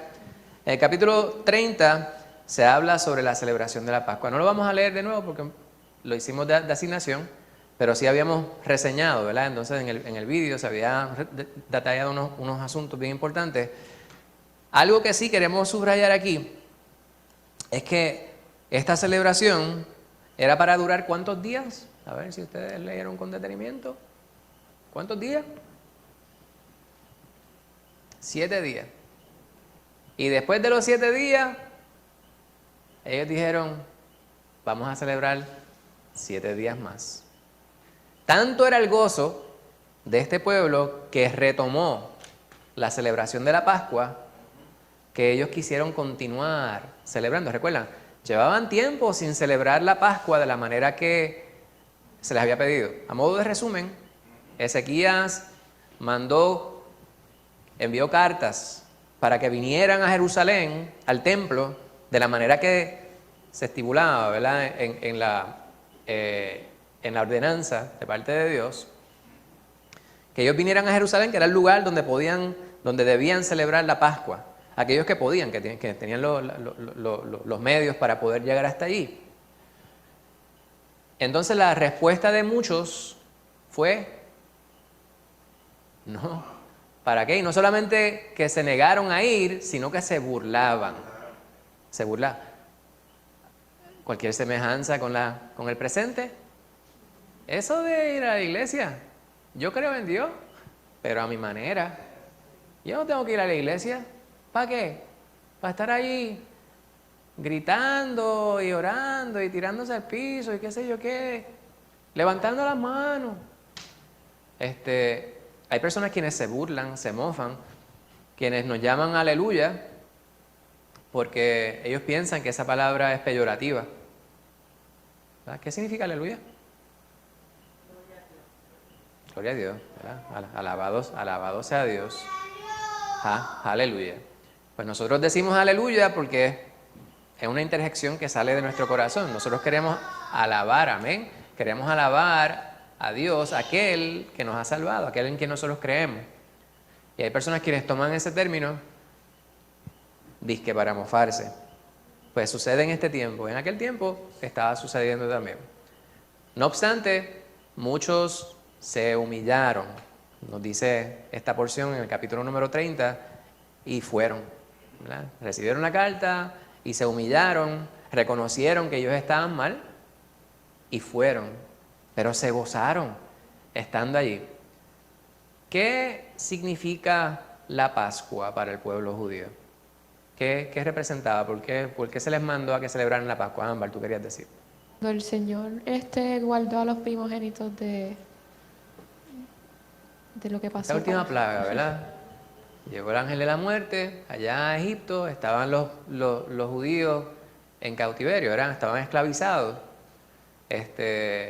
Y Dios mandó a Moisés para que le dijera a Faraón que dejara ir a su pueblo. La última plaga fue la muerte de los primogénitos. Las instrucciones que Dios le dio a Moisés para que esta plaga no afectara a su pueblo, ¿cuál fue? Que tomaran un cordero macho, ¿verdad? Limpio, sin mancha, tomaran su sangre y marcaran los postes y los dinteles de las puertas de sus hogares. Y el ángel de la muerte pasaría por encima de sus casas y no tocaría a sus primogénitos. Eso es lo que significa la Pascua, pasha, o sea, pasar por encima. Es lo que significa Pascua. Ahora, Jesús, por eso es que Jesús es nuestra Pascua. Jesús es el Cordero de Dios que limpia los pecados del mundo. La sangre de Jesucristo es la que marca los dinteles de los postes de nuestra estructura. Por eso es que el ángel de la muerte no nos tocará. Este cuerpo morirá, pero nuestra alma, la cual es eterna, será para siempre, y dado que somos hijos de Dios, estaremos en su presencia por siempre. Eso debe darnos paz. Pues esta celebración central para el pueblo, habían dejado de celebrarla, pero Ezequías se aseguró de que se volviera a instituir. Y fue tan y tan grande el gozo de este pueblo, ¿verdad? Ese fue el verdadero avivamiento. Nosotros oramos por avivamiento. Últimamente no lo articulamos, ¿verdad? Muchas veces en las reuniones de oración, alguien solía pedir por un avivamiento. Cuando pedimos un avivamiento debemos saber lo que estamos hablando. Hay personas quienes piensan ser avivados, que alguien se pare al frente y diga aleluya, gloria a Dios, hermano, ahora sí. Eso es ser avivado, eso es ser energético, pero no necesariamente representa. No estoy diciendo que quienes predican así o hablan así o están así en la congregación están mal y no estén viviendo un verdadero avivamiento. Puede que sí lo estén, pero si eso no va acompañado con un deseo ferviente de agradar a Dios en todo y en todo momento, pues entonces es vanidad. ¿Cuál es el verdadero avivamiento? El querer agradar a Dios, el querer glorificarle en todo. Humillarse ante Dios. Pues cuando es congregacional, vemos el impacto grande del Espíritu Santo en todas las vidas. Y eso se contagia, hermano. Y quisiéramos que eso las cosas buenas se pegan. La gente dice, no te fundes un fulano porque... Pues eso es cierto, ¿verdad? ¿Quiénes tienen malas costumbres? Usted no quiere que su hijo se junte con esa persona porque tiene malas costumbres. Dice, no, pero es que yo junto con él para que se le peguen mis buenas costumbres. Eso también puede ser, se puede dar, pero uno desde acá uno dice, ay no, mejor no. Pues nosotros como iglesia estamos llamados a hacer una influencia sobre el mundo, ¿verdad? Obviamente hay personas quienes dicen, no hermano, que eso de influencia suena bien, demasiado humanístico. Vamos a decirlo como dice la palabra, la gran comisión, ¿verdad? ¿Qué nosotros estamos llamados a hacer? Por su alma del difunto vamos todos a ¿cómo? Llevar el evangelio, ¿verdad? Predicar el evangelio a toda criatura para que todos procedan al arrepentimiento. Entonces, ahí está el verdadero avivamiento. Cuando nosotros nos desvivimos por salvar almas. Nosotros no las salvamos, pero nosotros queremos ser instrumentos en las manos del Señor para que las personas puedan allegarse a Cristo Jesús, al Dios viviente. Pues eso estaba viviendo este pueblo. Estamos terminando. ¿Qué factores pueden contribuir a que una persona rechace una invitación a adorar y tener comunión con otros? Yo les puedo decir 3. Facebook, Instagram y WhatsApp. ¿Qué otros factores que están relacionados con esas cosas tal vez o no? Hermana Rosana. Ahí no menciona si la persona conoce al Señor o no, pero si no lo conoce, pues no es algo natural que va a estar en esa persona querer ir a adorar al Señor, tener comunión con otros que conocen al Señor. Se va a sentir como una cucaracha en baile de gallina, más o menos. Pero pues porque no quieren conocer al Señor hasta que el Señor los toca, entonces ahí van. Exacto. Yo vi, ustedes saben lo que es un meme, ¿verdad? No se sientan ofendidos si yo digo esto. Todo el mundo debe saber lo que es un meme, ¿verdad? Úrsula, ¿sabes lo que es meme? Seguro, sí, los creen. Pues yo vi uno hace poco que decía, estaba este comediante afroamericano, Hart, Kevin Hart, y dice, arriba escriben, decir que no voy a la iglesia porque allí hay muchos hipócritas es como decir no voy al gimnasio porque hay muchos gordos. ¿Verdad? La gente se inventa una de excusas para hablar y la cuestión es para autojustificarse. Pues seguro, si el que va al gimnasio debería, la persona quien está buscando mejorar su condición física, ¿verdad? De salud, es la persona que debería estar allí. Pero por lo general le dice, no, yo voy a esperar tener una figura más escultural para entonces ir al gimnasio.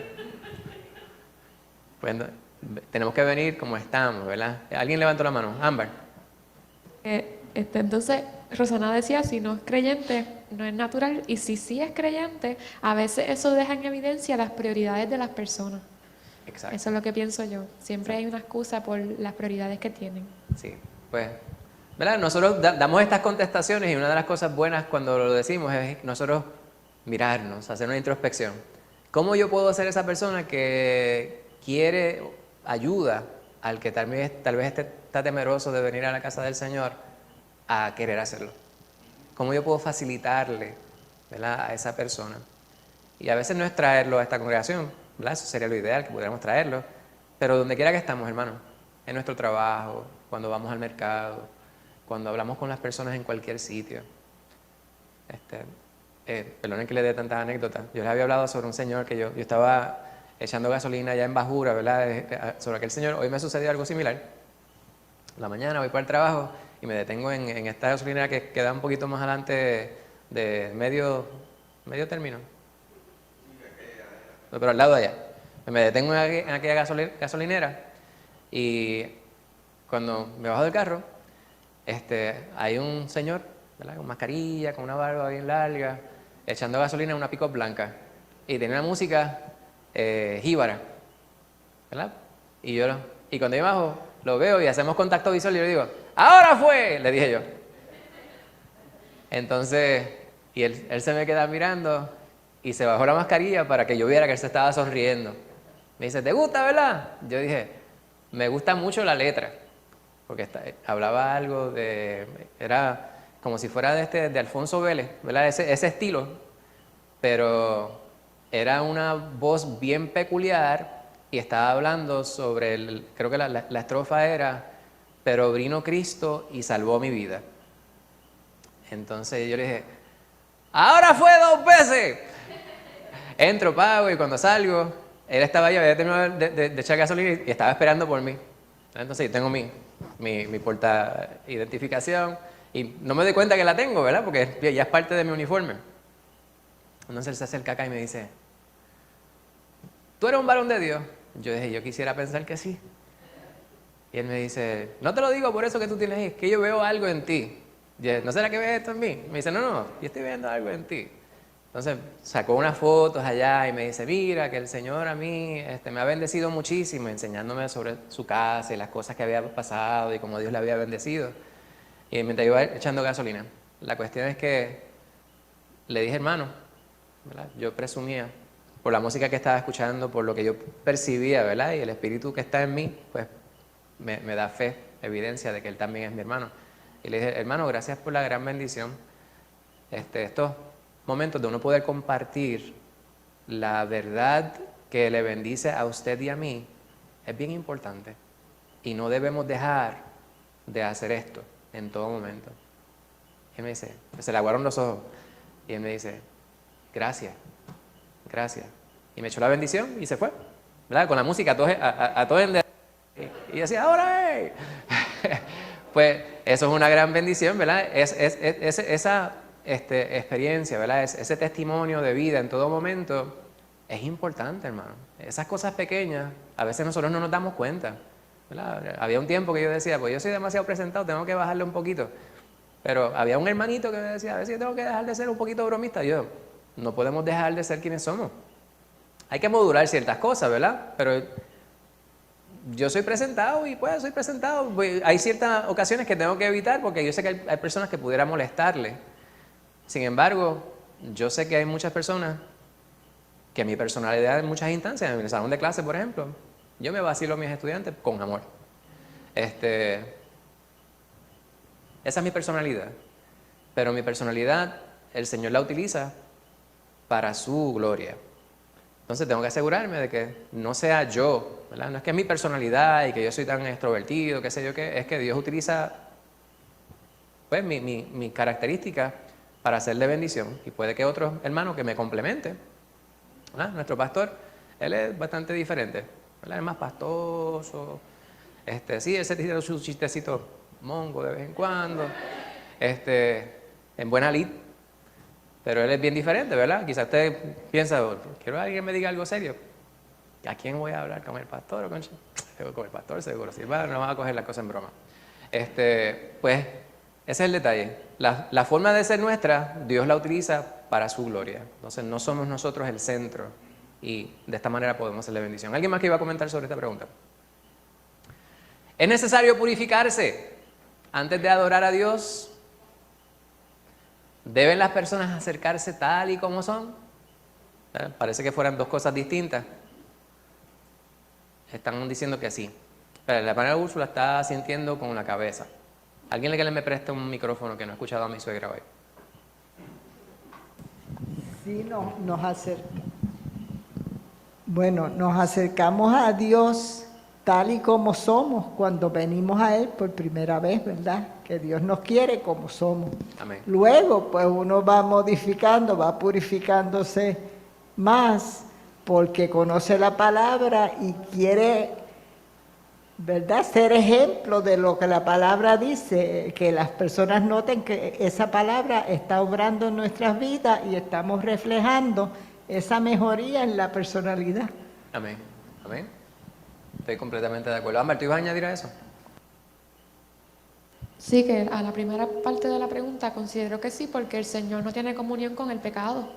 Amén. ¿Y cómo pretendemos estar en comunión con el Señor si no nos purificamos antes? Amén. Pues ambas contestaciones se complementan. ¿Alguien más quería comentar? ¿No? Entonces, ¿qué tres verbos en imperativo, o sea, como un mandato, como una orden, usa Ezequías en el versículo 8 del capítulo 30 para animar al pueblo a regresar a Dios?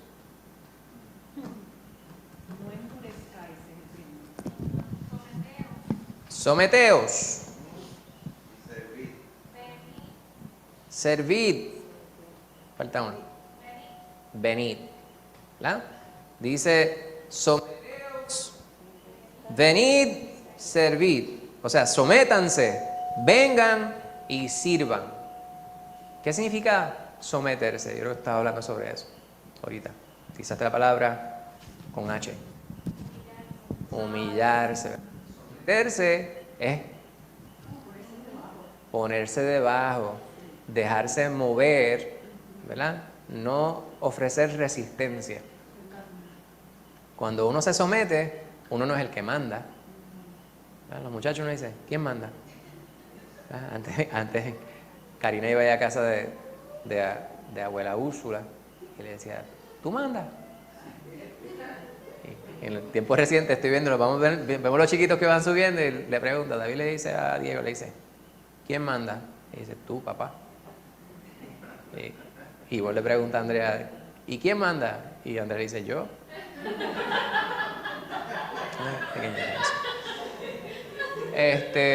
Pues así es el asunto. No le digan a Ivonne, no sé si Ivonne estará viendo el estudio. ¿Qué les recuerda Ezequías en el versículo 9 sobre la naturaleza de Dios? A ver. ¿Qué dice el versículo 9 sobre la naturaleza de Dios? Que Dios es misericordioso. Es clemente y misericordioso. Pues así es el Señor. Y el Señor, nosotros, si fuéramos a hablar de eso nada más, no nos daría el resto de la noche. Porque nosotros hemos sido beneficiarios a la enésima potencia de la clemencia y misericordia de Dios. Y todos los días el Señor nos recuerda esto. Si nosotros estamos pendientes, nos damos cuenta. Hay gente que dice, ¿por qué muere la gente si Dios es tan bueno? Pues la gente tiene que morirse. Pero si a nosotros nos tocara morirnos, de la manera que fuera, ¿verdad? Yo quisiera que no fuera algo tan terrible, tan catastrófico, pero los que estamos aquí, que hemos aceptado a Cristo Jesús, sabemos cuál es nuestro derrotero. Sabemos para dónde nosotros vamos. Con el Señor, hermana Rosana. Que eso me acuerda que estaba leyendo yo no sé si fue en Lucas o en Juan, que le está diciendo a los discípulos que van a ser perseguidos, pero les dice, ni un cabello de sus cabezas perecerá, o sea, si ni siquiera el cabello va a ser destruido, no tenemos que tener miedo de cuando moramos en Cristo. Amén, amén. Gloria a Dios. ¿Por qué el pueblo estaba tan animado a unirse a la adoración de Dios? Vemos esto hoy día. ¿Por qué sí? ¿Por qué no? Había muchos quienes estaban dispuestos, ¿verdad? Quienes participaron y se gozaron, hicieron extender, ¿verdad? Extendieron el tiempo de celebración. Esto lo vemos hoy día. Lo que dijimos desde el principio, ¿verdad? Cualquier similitud con el tiempo que estamos viviendo no es pura coincidencia. Es una historia que se repite, ¿verdad? Es como una espiral. En estos tiempos hay quienes están fervientes, hay quienes no quieren saber de la religión. Yo no quiero saber de la religión. Yo no soy religioso, ¿verdad? Hay una diferencia ahí. Eso es bien importante que nosotros se lo comuniquemos a las personas. Que las personas sepan que no se trata de religión. O sea, no se trata de que vengas a la iglesia, pero sí queremos que estés aquí con nosotros, porque aquí es donde aprendemos sobre la palabra, aquí es donde estamos en el calor de la unión familiar en Cristo. Pues hermano, lamentablemente terminamos el estudio de hoy. Pero la semana que viene continuamos con otra serie, ¿verdad? Esta misma serie, ¿verdad? La serie Unidos con los Héroes. Comenzamos el volumen 4, Los Profetas. Vamos a comenzar con el profeta Elías, ¿verdad? Y a veces decimos Ezequías y puede que lo confundamos con Elías, pero no era Elías, sino Ezequías. La semana que viene, Elías. Y la asignación no coloqué ahí, yo no. Primera de Reyes 17 al 19. Amén. ¿Habrá alguna pregunta, alguna duda, algún comentario, algún anuncio, pastor, que quisiera darle a la congregación antes de irnos? El jueves tenemos culto de oración, la hermana Ámbar está dirigiendo. El viernes tenemos preguntas. No, pero que el viernes tú tenías el foro, pero lo vas a cambiar. Van a cambiar el foro. Ok. ¿Y a qué hora es lo de las damas? A las 6. A las 6, pero esas es un grupito específico que quiso estar en lo del padre nuestro. Ok. Sí, que no es que todas, es las que quisieron estar. Está bien, es por invitación, hermana. Yo no quiero crear discordia aquí, pero yo no quiero... Al contrario, era voluntario, y No. las que querían. Está bien, yo no quiero meterme en esa cuestión. Yo y mi bocota. Pues las damas el viernes, ¿verdad? Si tienen dudas, con la hermana Adrián. Y el domingo, si el Señor nos lo permite, estamos aquí para estudiar la palabra del Señor, para alabar a Dios y para escuchar la palabra predicada. Pues tenemos la palabra de oración y de esta manera pues damos por terminado el servicio y nos despedimos en nombre del Señor. Padre, te damos gracias por tu palabra. Te damos gracias por los hermanos, mi Señor, que se dan cita en este lugar para estudiarla, por abrirnos el entendimiento, mi Señor, y por tanta bendición que tú siempre nos reservas cuando nos adentramos en la Escritura. Te imploramos, Señor, que podamos nosotros también ser como Ezequías, quien hablaba contigo con pasión, con deseo. Decíamos que Ezequías amaba la oración. Ayúdanos a amarte, mi Señor, de esa manera y amar, estar en comunicación contigo todo el tiempo.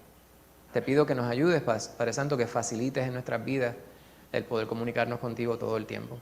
Mira las necesidades que pudiera haber aquí, mi Señor. Te pido por Úrsula primeramente, mi Señor. Mira que ella está recuperándose ahora, mi Señor. Posa tu mano santa sobre ella, cuídala, protégela, dale salud. Igual por cualquier otro hermano que pudiera estar sintiéndose mal. Mira a mi hermano Héctor, Padre Santo, que no se sentía tan bien, pero está aquí. Gracias por él, mi Señor, acompáñale, dale un buen descanso y que mañana se levante con mucha energía, Padre Santo, coordinando todo bien, mi Señor, dándonos el deseo, la ocasión de vivir un día a plenitud, sabiendo que tú estás en control de todo. Ahora llévanos con bien a nuestros hogares, que podamos tener un buen descanso. Mira a los hermanos quienes nos acompañaron a través de Zoom, sé con ellos también, mi Señor. Todo te lo imploramos en el nombre de Jesús. Amén. Que Dios les bendiga, hermano.